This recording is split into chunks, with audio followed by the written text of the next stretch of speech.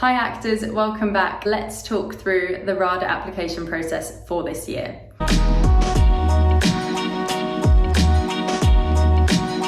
I love how thorough they have been. However, I think there are some things that are slightly contradictory in the notes. I'm going to tell you what I would do and what I think is best from my perspective. I am in no way affiliated with RADA at all. Love it, great school, and hopefully all this advice will help you get those recalls in, baby. So they are asking for 2 classical, 1 contemporary, 1 song, and a little bit of a spiel about who you are. This is lovely and thorough. The first thing I would recommend you do is just figure out where you can work and do this audition. As you can see, my background isn't the clearest, but this is the best I can do. They're going to be more than understanding. We know we're all living in a pandemic still. They know that not everyone can afford to get a studio space or has a mansion to live in. So make sure you just do what you can and don't worry too much.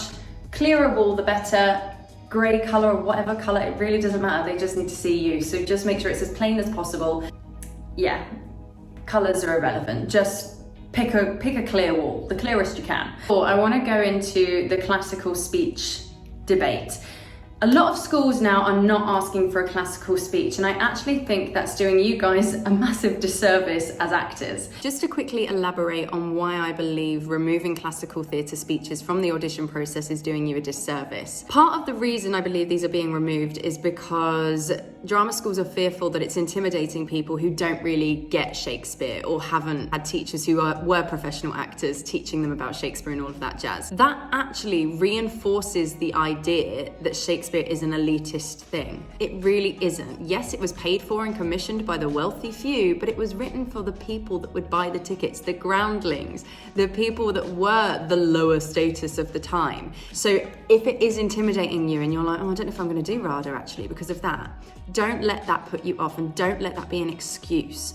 Work harder at the thing you struggle at. Why wouldn't you? It's a great opportunity. And the great thing about Shakespeare's characters is that they have massive stakes at risk. Their lives are often on the line. They're vulnerable. There's so much lovely, dramatic conflict within the scripts and the characters. It's an absolute delicious meal to consume as an actor. So enjoy the process, and I'll carry on now.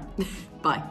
It's nothing to do with how you get it, okay? I really recommend that you don't worry about the whole I've got to get it thing. It's a really good show of where you're at technically and how much effort you've put into your audition, to be quite honest. When you do classical, especially Shakespeare, there is kind of a pocket director on your shoulder telling you what to do by the way the characters talk, the sounds they make, the punctuation that is given to you, and often we overlook that in contemporary theatre and playwriting and scripts. Really take it in your stride. If it is something you are worried about, it is one of my favourite things to do. Reach out to me, we can have a little acting chat, and I do coaching sessions as well. If you are trying to run with this and become a professional actor, invest in yourself, and if it is something that you feel really uncomfortable doing, don't let the fact they're asking for it put you off the school. Invest in yourself, work on it, improve on it, nail it, and make it something you're really confident doing. The more well-rounded you are as an actor and the more confident you are doing things at a high level, the easier your life will be as an actor, because when they say, oh, can you do a backflip and tap dance and do Shakespeare, you can just go yes, yes, yes, and not freak out about it. So I hope that helps and reassures you. Take it in your stride, try your absolute best, and know that they're not trying to trick you out by asking for 2 classical speeches. Panels want you to do incredibly well. I would avoid using someone else to hold the camera. I don't know about you, but if I'm trying to record something for a 60-second Instagram story, my arm is already getting tired. I really would avoid using anyone to hold the phone for you. Invest in a tripod or something, and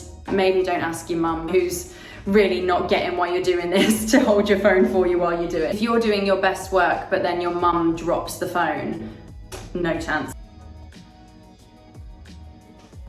When you're doing self-tapes or a duologue, then you need someone there with you. But the beautiful thing about doing monologues is that you determine who you're looking at. You can determine how tall they are, what they're doing, their reactions. I mentioned this in one of my newsletters a few weeks ago. You get to be the designer, the director, the casting director, everything for that production of your monologue. Lighting wise, it says do not sit in front of a window, but it seems like they don't want you to sit at any point. I think they mean with your back to the window so that it is really bright and you're really dark.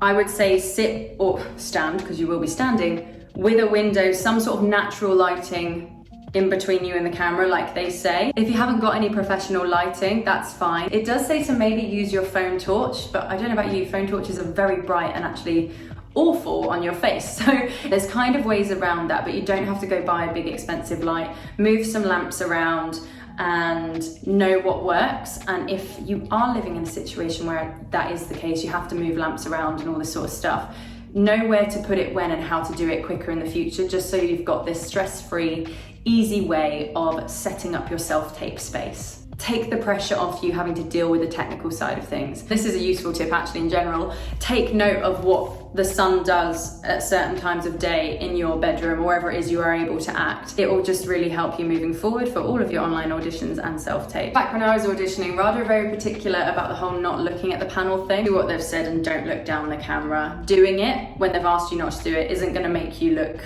like ballsy and bold. It's just not listening to what's actually being asked of you, and that's quite an important thing as an actor. Which leads me on to their point about only recording 3 times. So I get why they're saying this, but I just want to kind of clarify. You might be thinking, oh my god, how would they even know if I did it more than 3 times? Like, is that okay?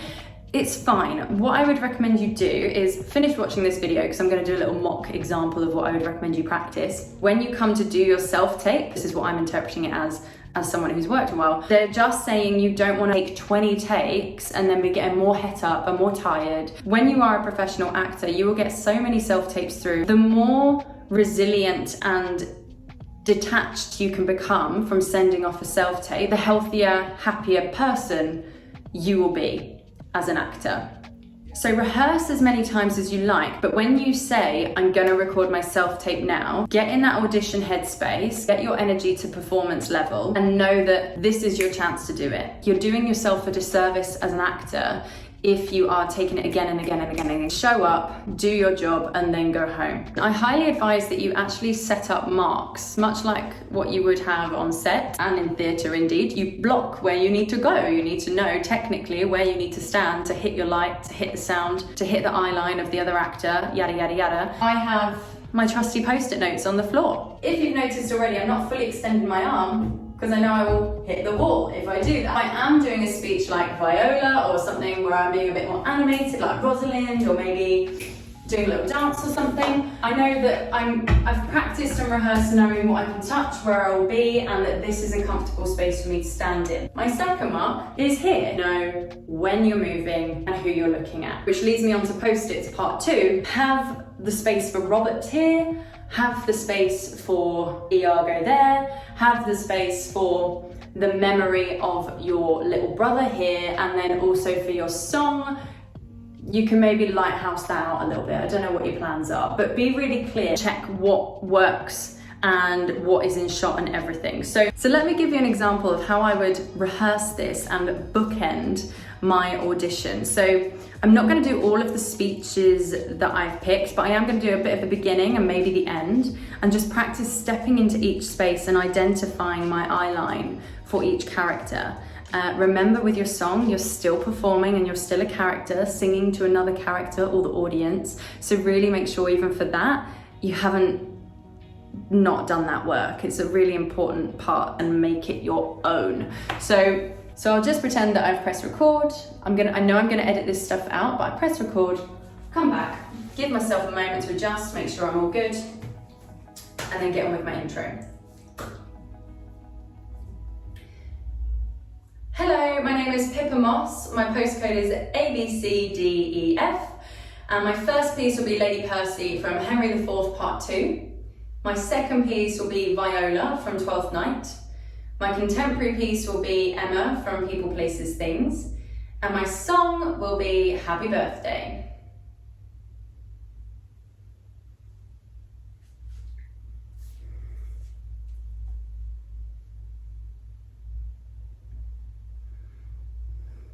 Oh, yet, for God's sake, go not to these wars. The time was, Father, that you broke your word, when you were more endeared to it than now.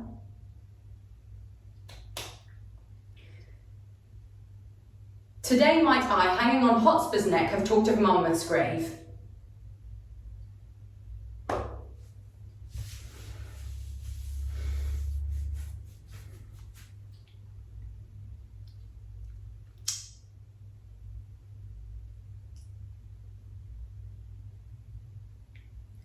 I left no room with her. What means this lady? Fortune forbid my outside hath not charmed her. She made good view of me.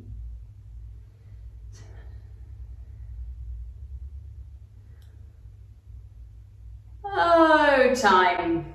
Thou must untangle this, not I. It's far too hard a knot or something like that for me to untie.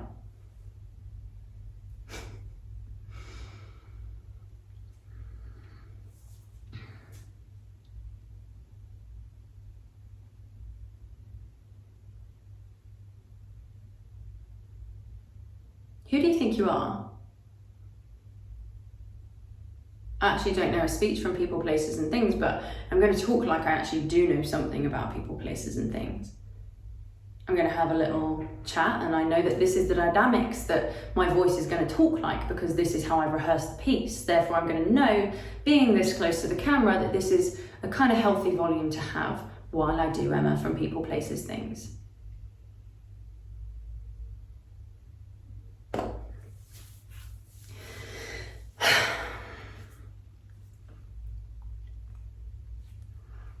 Happy birthday to you. Happy birthday to you. Happy birthday, dear Angelica. Happy birthday to you.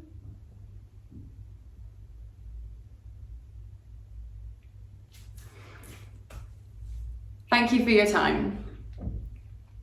So I picked Lady Percy because I think it's a really magnificent speech. I love the language in it, and I love the passion that she has as a woman of the time speaking to a man of particular power. And I think the stakes are nice and high, and I really enjoyed that about the speech.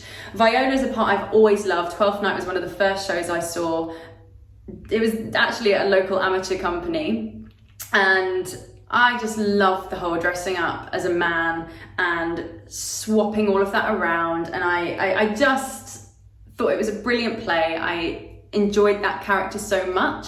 And I really enjoyed seeing a young woman become a stronger woman and exploring the whole gender switching thing. I just love it. I think it's fabulous. And I really love that part in that speech. For the comedy and also the tragic circumstances she's in. I think she probably has got a bit of PTSD in there, and this whole situation is absurd, and it's growing more absurd, and I do really enjoy that kind of absurd comedy. And then with Emma People, Places, Things, I saw Denise Gough do it, and I just lost my mind. I thought the whole script was amazing, and it was a character that I think I could really relate to personally, and I wanted to give it a go and have something really heartfelt and honest, despite the character is very rarely honest. I wanted to have something a little bit more naturalistic and gritty to get my teeth into. And that song, to be honest, it was the first one that came to mind. I really enjoy singing it. I've practiced it lots, and it just means a lot to me. It makes me feel good, and I thought that was a nice contrast with my other speeches as well. And in terms of what I do I currently work as an acting coach. I also have an online business, which is product-based, which has supported me alongside my acting endeavours thus far.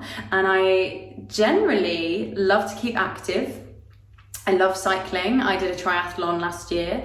I really enjoy CrossFit. That's something I've recently got into, and weightlifting. I'm not built like a CrossFitter or anything, but that is something I personally really enjoy. And I do love to dance. That's always been a passion. And if I wasn't pursuing acting, I probably would have, if my family could have afforded more ballet lessons and point shoes, would have become a ballerina. So that's kind of me.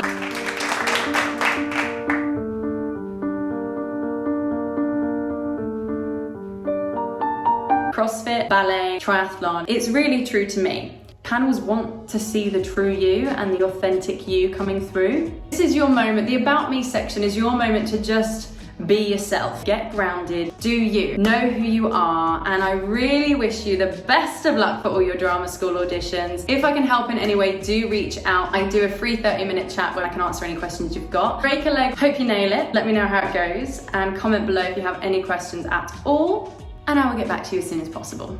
Yeah, hope that helps.